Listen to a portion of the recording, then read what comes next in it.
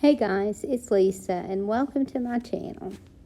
My sister brought me some tin can lids. She has one of those can openers that make the edges smooth. So she was thinking that there should be something that I could do with these. So I'm going to see if I can come up with some ideas for them. The first thing that I decided to make was a snowman ornament. So I need 3 different sizes of the lids. But I do want to base paint these in an off-white color. So I'm just going to use the Dixie Belle buttercream and paint these with 2 coats on both sides. So I just went ahead and painted all of my lids because if I need them to be another color, I can paint over them, but I think that the buttercream will work with most of the projects that I can do with these. Now, after I painted 1 coat of this on these, I decided that I wanted to add some texture to my top coat because I don't want it to be quite as obvious that these are tin can lids. And if I need it to be a little bit smoother, I can sand some of that texture off. But I just thought it would be a good idea to add some texture. Now, you could do that by adding baking soda to your paint, and you would do about half baking soda and half paint.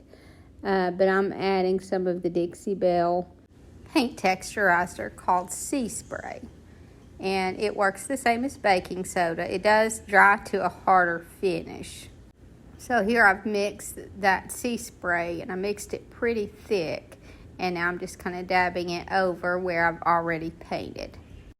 Now, my first idea was to drill a hole in the top of the top and bottom of the middle one, and the bottom of the top one. And then I'm going to go back and add another hole to the top for the hanger. I hadn't done that at this point. So this is what I did at first. Obviously, I'm making a snowman. This could be cute as an ornament, but it would be an oversized ornament. And that is what I'm going to do. But I did decide to change how I connected these. After I let this texturized paint dry, then I took it outside and I sprayed it with a clear finish. Now, I could have brush coated that, but I just happened to have some spray, and I wanted to clear coat this because I'm using the Van Dyke brown glaze to give this more of an aged, primitive look, and I didn't want it to turn my paint too dark. So, and I'm wiping this off with a baby wipe also because there's so much texture here for the glaze to go down into, which is a good thing, but I don't want to overdo it. So that's why I'm using a baby wipe.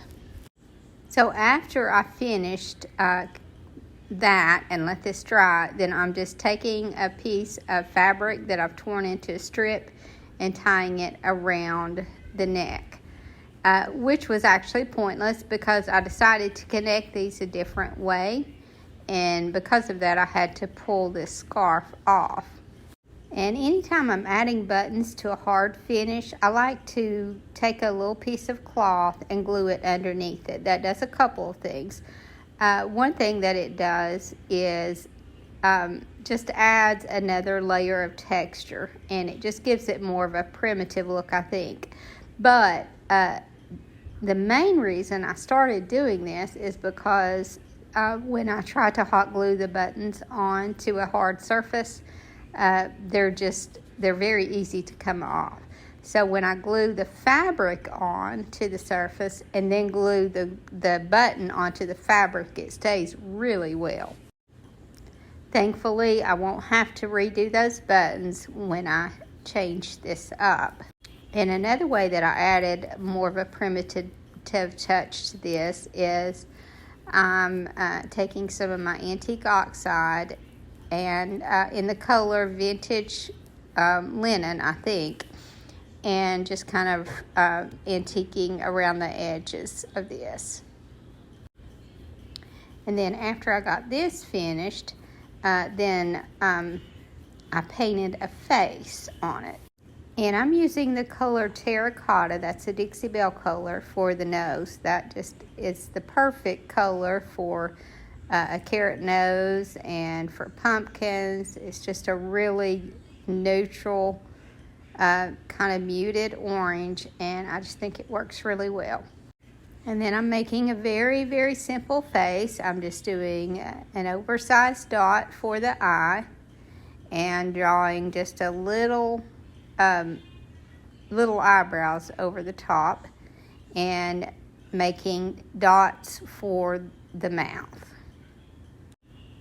And not only is that a very easy snowman face to do, but it just gives it a primitive look. And after I get this done and get my eyebrows drawn in, then I dip another paintbrush in just a tiny bit of white and just add a little highlight in the eye and across the top of the nose.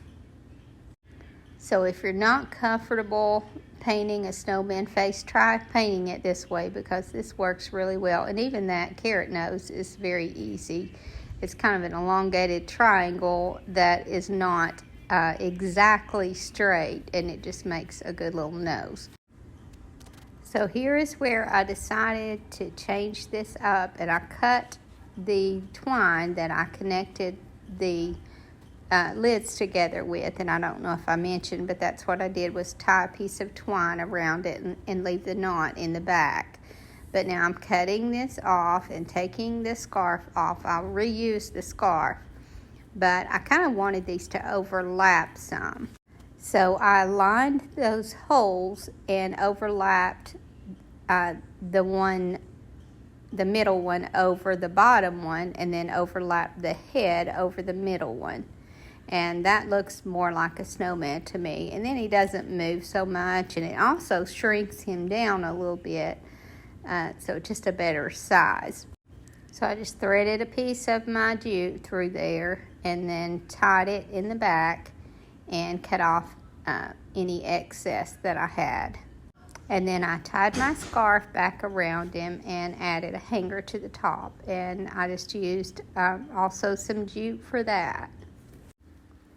And then that's all that I did to this. Now you could make him different sizes. I think it would be even better if you had smaller lids. And it would be a little hard to get smaller than the one that I had there on the top. So now, if you haven't guessed, I'm making a snowman hat. So I am gluing a small can on top of a larger lid, and I'm gluing it with Titebond, and then added a little bit of hot glue so that it would hold immediately.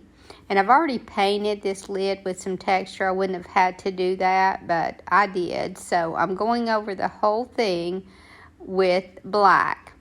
And then I added a little bit of texture also to the can.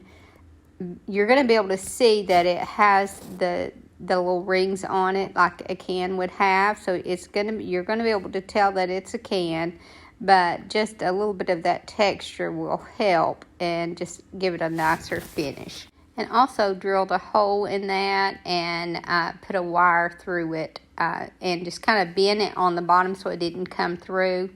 And that's going to be my hanger. So I gave this 2 coats of black and let it dry well.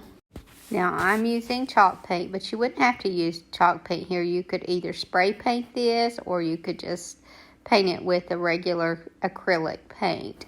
But as you can see, I'm kind of dabbing that on with just a little bit of baking soda in it so that I can, will have a little bit of texture. And then I tore a strip of a tea towel that I had coffee stained, and I'm just gluing that all the way around the rim. Now obviously you could use any kind of fabric you want here. You could use burlap, that would be pretty on this. But I tend to use tea towel for a lot of my projects, and it works. It's such a versatile look, and I do like to coffee stain. I might have said tea stain, but I do like to coffee stain my fabric. And to do that, I've had a lot of people ask. I just take my fabric and I dip it into some strong coffee and then wring it out and just let it dry like that. You can hang it outside. You can put it. You actually can put it in a dryer. You would have to wipe the dryer out when you're finished, but just letting it dry on its own works fine. And now I'm just taking some greenery and adding an embellishment, and I'm adding that where my seam meets, and then you don't have any seam that's showing. So I just add a couple of different kinds of greenery, and then I think I add a pine cone to this. Actually, I added a couple of small pine cones and then some little berries. And these are just little foam berries. And now that will make a neat little tree ornament, or you could do a larger one and just let it be a shelf sitter. Now I forgot to mention that I just dabbed some joint compound on the top and then around the rim at the bottom to make it look like snow.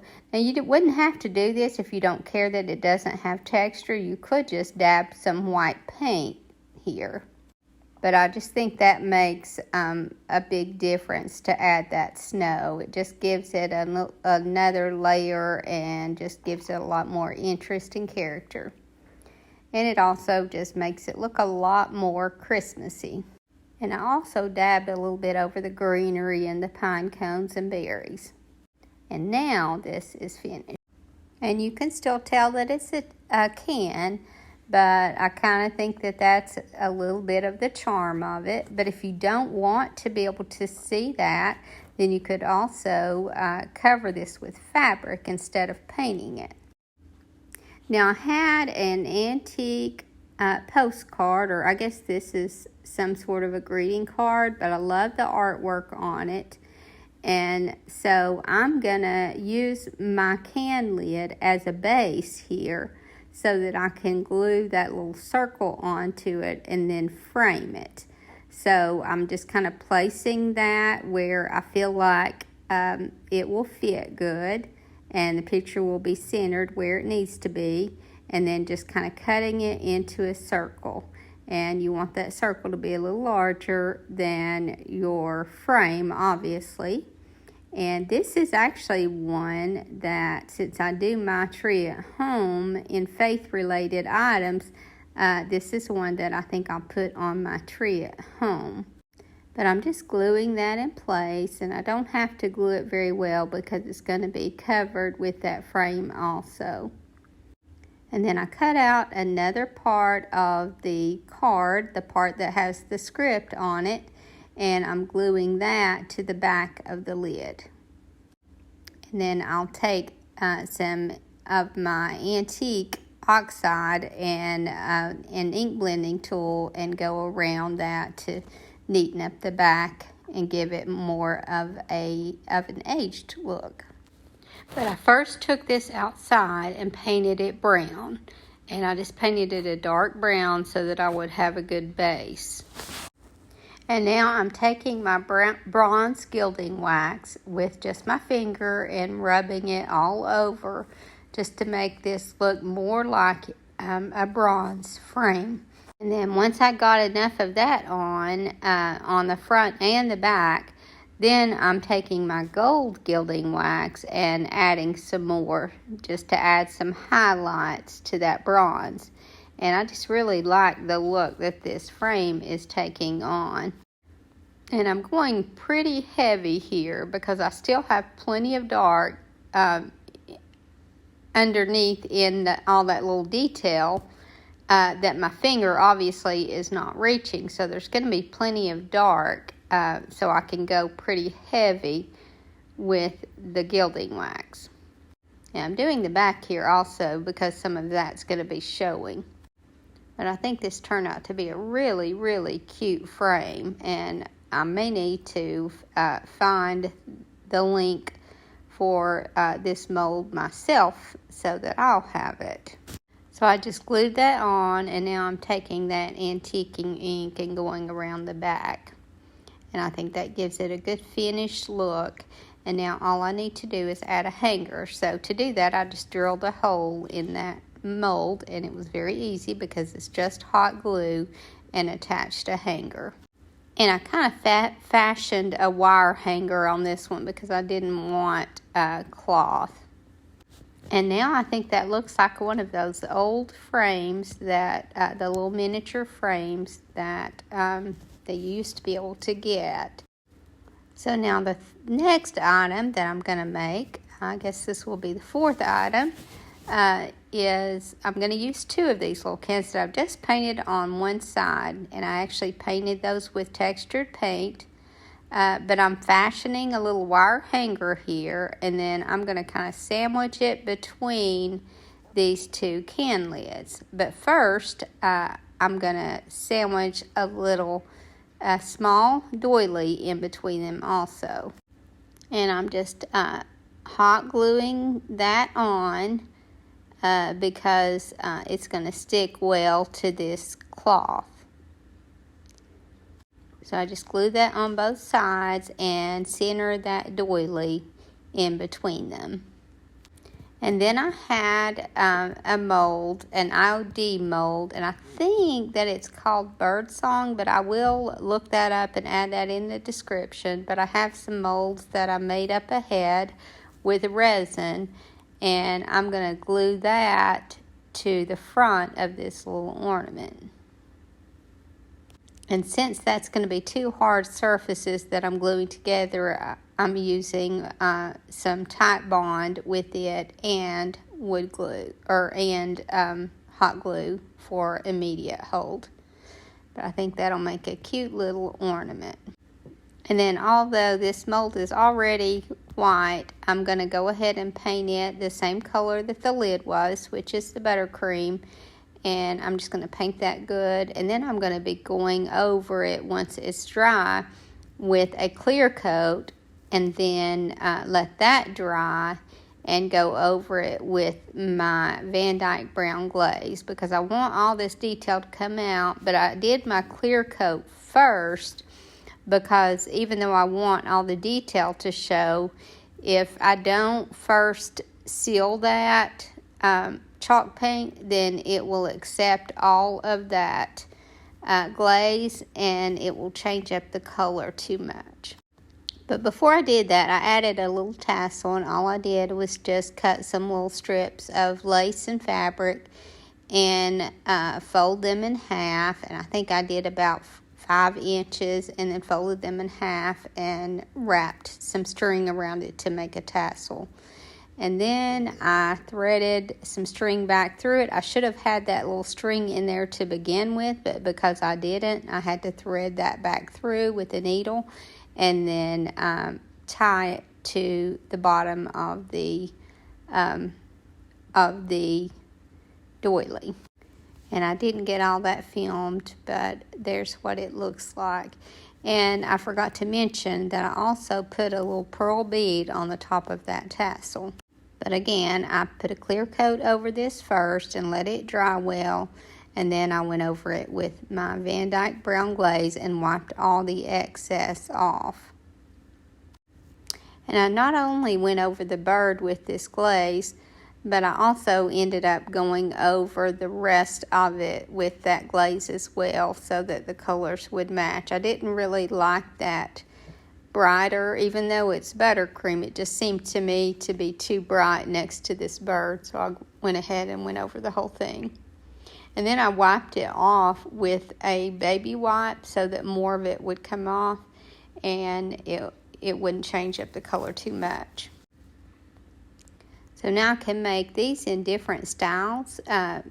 Still have this kind of shabby chic look to them, but I can just glue different molds on them and even laces and things like that. But I think that makes a neat little ornament, and all that we've used as a base is 2 of those can lids.